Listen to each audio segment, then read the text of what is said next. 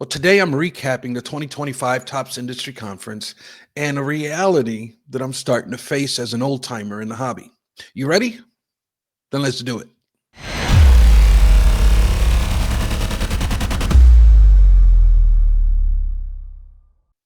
Well, hello and welcome, rookie card collecting friends. My name is Victor. Welcome back to the channel.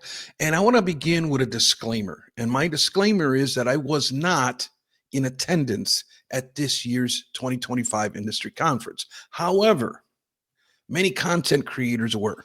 I want to say a sincere and well-deserved thank you to the content creators who were there, who gave us daily updates or gave us detailed recap videos. Thank you for sharing with us your insights and for putting in the hard work on getting out this content as soon as possible. Your work is not unnoticed or without sincere gratitude. So thank you. All week long, I was listening very carefully to all of the content that was being released, and I was, I guess, living vicariously through you and through your content. With that said, I have some thoughts and insights myself, especially in the area of the NFL licensing and some things that I see coming up with releases. As you know, I follow the licensing very, very closely. It's something that is really tied to the rookie card and the true rookie card. And licensing is a very big deal. And I remember when I started this journey some years ago, I had people leaving comments telling me that, licensing doesn't matter. My friends, licensing is extremely important in the grand scheme of what the rookie card is today. Licensing is a big deal, and it's an area, a topic, a genre that I really like to specialize in. Let me start by saying the first thing that I really want to discuss, and that is the name Tops Industry Conference. Now, my thing is, and I've been to many industry conferences, especially in the industry that I work in. But it's one of those things where Panini wasn't there, Leaf wasn't there, Upper Deck wasn't there. And when I think of industry conference, I think of like all the players coming together under one roof to kind of have a conference, an industry conference. But it was very, I don't know if we can call it an industry conference is if Tops is the only vendor in the building. Now, that's a really small thing that doesn't really amount to a hill of beans. What does matter is typically when there is a conference, right, there is a message, an undertone, a subtitle per se. And from what I'm gathering and listening to others, and their message for or their theme of the conference was to simplify collector experience. One thing is certain: lots of changes are happening, especially in the area of products. So the product release, the hobby feel is going to look and feel a lot differently because there are some big changes that are coming our way.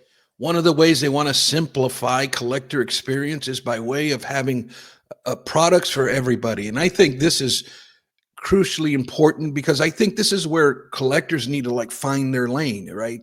It's something that I always have compared it to gasoline. You have your regular unleaded, your mid-grade, and your premium grade gasoline. And I've always compared product to gasoline. And we have to know what kind of engine do we have? What kind of budget do we have? And find our lane. If we just have a regular four-cylinder car with a four-cylinder budget, we are regular unleaded, right?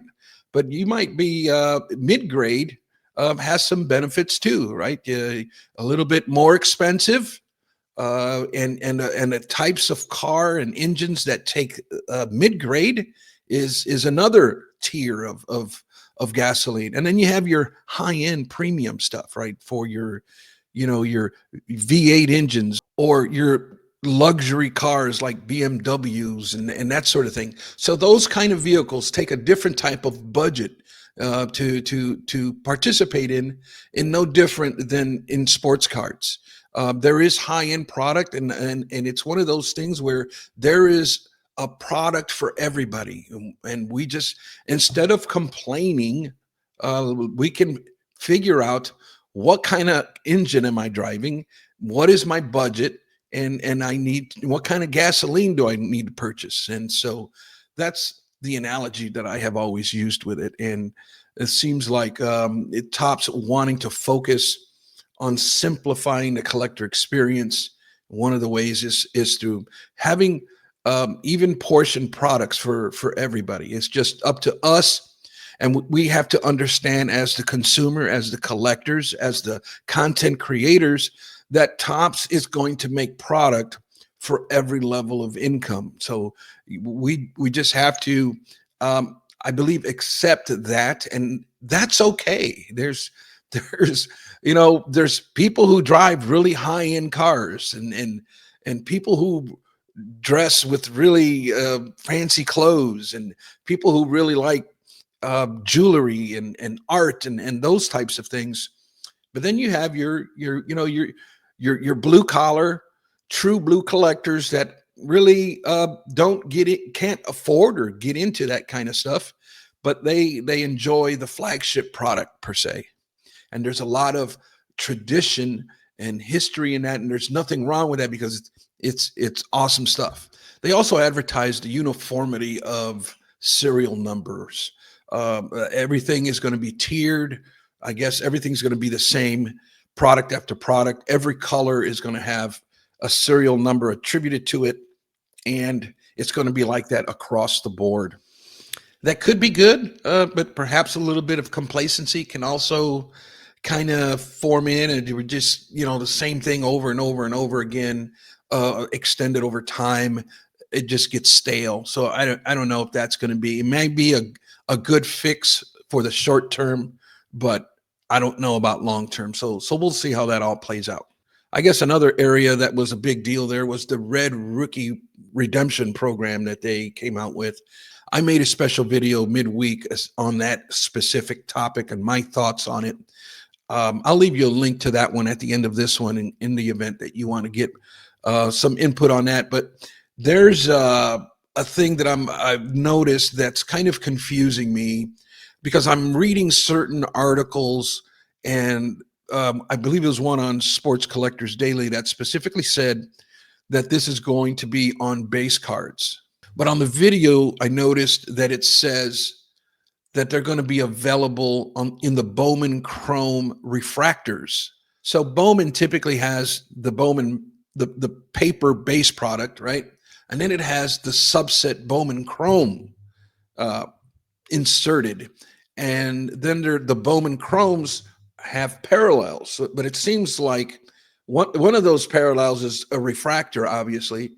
But it seems like that red rookie logo is going to be on the Chrome refractors, from what I'm gathering. So I'm needing a little bit of clarity there. I guess we'll find out soon enough as the product is set to be released in the next few days.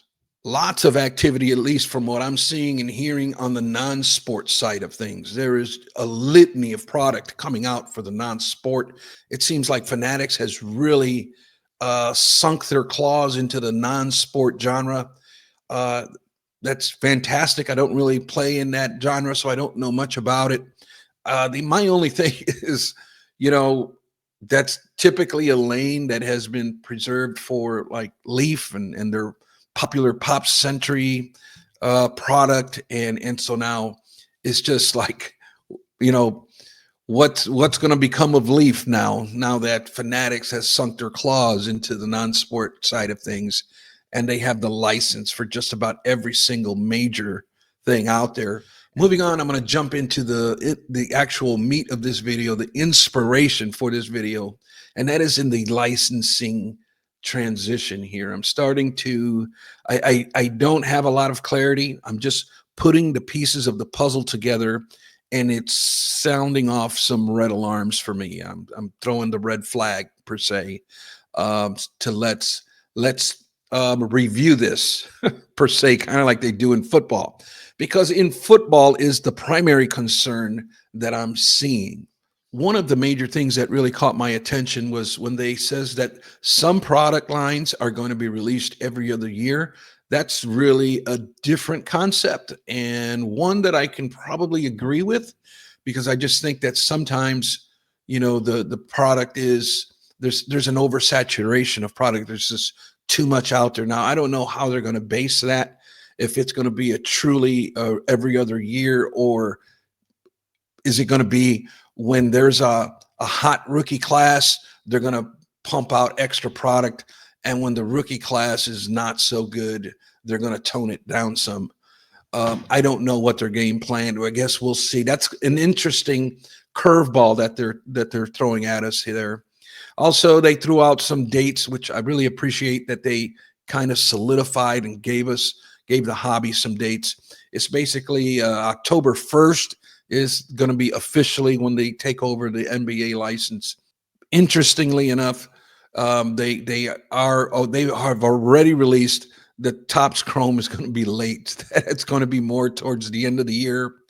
Probably, end of the year is when the basketball season really starts to take off, around Christmas time and the holidays, and you get the NBA tournament going on. So probably a good move to release that product at that time, but they are already letting us know that product's going to be a little late. They're going to also plan to take over the NBA license officially on April 1st. And here's where I think it's really interesting, because the reports are that they're not going to release any unlicensed product for 2025 football, which is very, very interesting, that they have decided to just wait. And that's interesting to me, because what I am putting together is what the judge basically said in their last hearing between Panini and Fanatics. The judge heard the case, heard both sides, and at the end, she basically allowed Panini to proceed with the hearing, because she felt that um, that there was collusion between the players associations and Fanatics. And now all of a sudden, I noticed that Fanatics did not sign any of the 2025 NFL prospects that were just drafted. Also, interestingly enough, they're announcing that they're not going to print any unlicensed cards, that they're just going to go ahead and wait. Now, I'm discerning, is that really what Fanatics decided, or is that what the judge imposed upon them, or the counsel that their attorneys gave them, that they should perhaps not do? I seem to think that this was indeed strategically done to protect themselves from further litigation, and them masking it as, oh, we're just going to wait, is a quite interesting little twist, in my opinion. Now, a bigger twist is from what Fanatics has said, or what is being reported to us by other content creators, is that Fanatics and Topps are going to wait until April 1st, 2026 to release 2025 product. And that is a little frustrating for me. Now, again, we're looking for the loophole. We're not looking to comply. We're looking for a way around the problem. And so now we're going to flood the market with not only 2025 Panini product, which is the official licensed product for 2025 football. And April 1st, 2026, Fanatics wants to release a slew of products, I'm assuming, for the 2025 NFL year. 3 months, mind you, after the Super Bowl. This is frustrating. And I have to be honest with you, I'm having such a hard time with this part of the equation. I'm finding myself so frustrated that I'm finding it hard to describe what I'm feeling. But this, to me, is just out of order at the highest level. but it's the legal loophole they have found. And I don't think that we can do anything about it except not purchase it. But that's never going to happen because the hype machine is going to be so high and they're going to strike while the iron is hot and they're going to release a ton of product after the fact. And that is, it is what it is. I only hope that this is just an exception for the 2025-2026 NFL season. It's just an exception through this transition period that we're going through. But if this becomes the norm, this is really frustrating. And you might be asking the same question I ask myself. Well, why is this frustrating? What's the big deal? The big deal is, guys, is that we oversaturate the market with product. It's the same thing that we did in the early 2000s. We are just pumping a slew of product out into the market where none of them are going to have value because the entire hobby is going to be spread so thin. It's like nothing's going to really stand out because of the oversaturation of product in the market. And like I says, that might be okay as a one and done type of deal. But if this becomes the norm, and now Panini might start releasing unlicensed product, we don't know. They're not speaking. That's another layer of complexity. So now it's just this oversaturation of product that's going to affect the overall market, in my opinion. And I'm not an overly scholarly gentleman, but I'm just going by, again, experience from what I've seen in the past. And all of that leads me to this, and it's basically just my overall reflections of this industry conference and kind of the state of the hobby. And it's just one of those things because of my age and me just being, considered an old timer, middle age, been in the hobby for close to 40 years. And it's one of those things that I don't want to be a negative Nancy. And there have been some good points being made as I look at the responses on the comments for the Topps Industry Conference. There's just so much negative comments out there. And it's just a bit overwhelming and concerning, alarming, I guess we can say, on the amount of negativity that's out there about this whole entire industry change. And I'm starting to realize that I don't want to be a part of negative Nancy. I don't want to be a part of the old timers screaming to get off my lawn. I have to pick and choose my battles. Now, when it comes to the rookie cards, when it comes to licensing, I'm an old timer. I'm probably going to stay an old timer. And it's one of these things where, I'm even finding difficulty because I guess none of this is set in stone, what I'm saying. It's basically, I'm just reflecting on my thoughts, and this is the way I'm feeling right now, may not be the way I'm feeling tomorrow, type of thing. But it's one of them things where when I'm looking at it objectively, I'm noticing that Topps is communicating. I don't know how many times in the years past here in the last decade, we've always complained that manufacturers don't communicate to us, that they bury their head in the sand and they don't communicate problems. They don't talk to us about challenges that they're facing. They don't speak to us about future things. And this is one step that Fanatics, I believe, is slowly changing, because when I look at the Topps Industry Conference, and yeah, it's by invite only, but I can understand why, because if this was open to the public and they released all this stuff, who knows of the uproar that would be happening. But, it's by invite only. They brought in, the certain content creators to kind of be the news out there, and they kind of let us in, and they are communicating. And that to me is, I guess, it's important to me.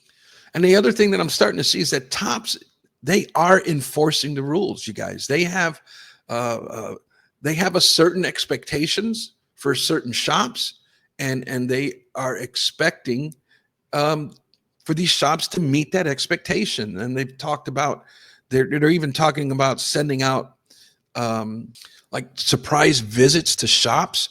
They even openly said that they have gotten rid of some, they have disqualified certain shops from allocations because they did not meet the expectations. And to me, that's huge. And how many times have we in the hobbyists, we need regulations because there's no accountability? Well, there's some accountability, and some people may frown upon that. I can especially imagine if you are a shop owner, you probably have a lot of heartburn with what's being done.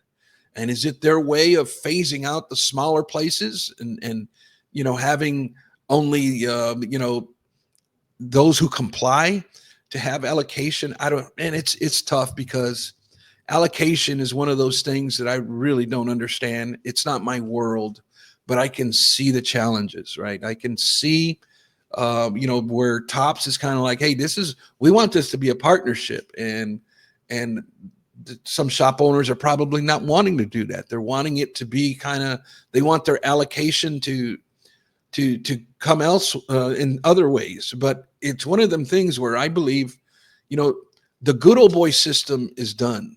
I believe that, the way we did it in the 70s and 80s, even the 90s. Listen, I just think that ship has sailed, and that way is dead, probably to everyone's benefit.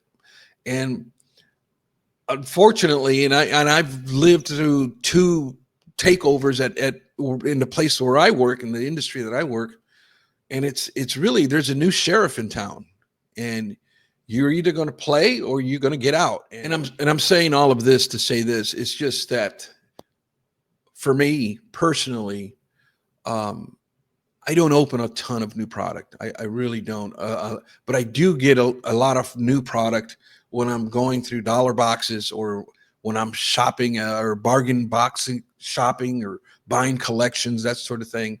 So I am still in the trenches.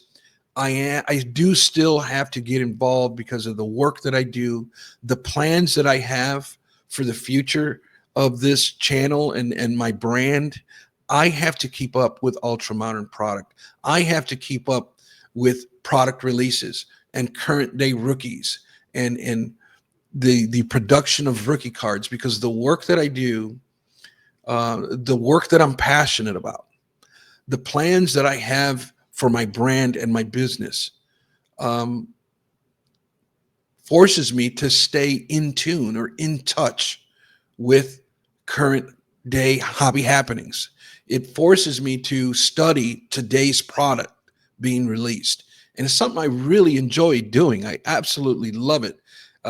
When I do my videos on certain ultra modern ball players, where they might have 3,000 cards, and I'm chopping things up and kind of filtering the fluff, as I like to call it. That's the work I love to do. And that's the stuff that I'm going to continue to do. But at the same time, I find myself, because of my age, because of my experience, because of the things that I've seen, because of the discernment that I can kind of gather listening to everybody, it's one of them things where I have to check myself when it comes to my complaining. I have to check myself when I want to become a negative Nancy. I have to check myself about being that old timer to screaming, get off my lawn. And so it's one of those things where, as I read people's comments, as I listen to people's comments, it's one of them things where I don't want to be, I don't want to be irrelevant. And so it's kind of one of those, again, I'm just reflecting my thoughts here. And so that's kind of where things are at. Overall, I think it's a great thing that they, are communicating with us, even though it's not what we want to hear, right? But there has to be somebody at the lead position to kind of break through new territory.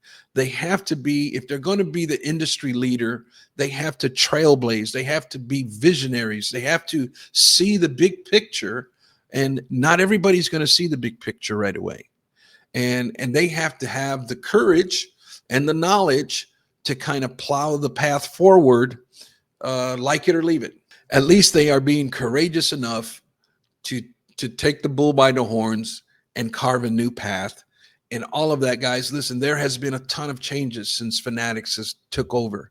And unfortunately, from what I'm seeing, from what I'm discerning, there is a ton more changes coming our way. So we have to adapt or get out the way. Those are my thoughts. Thanks for tuning in. I appreciate you as always. Remember, my friends, why do I even do all of this? Because I know in my knower that not all rookie cards are created equal. Until next time, buenos nachos, muchachos.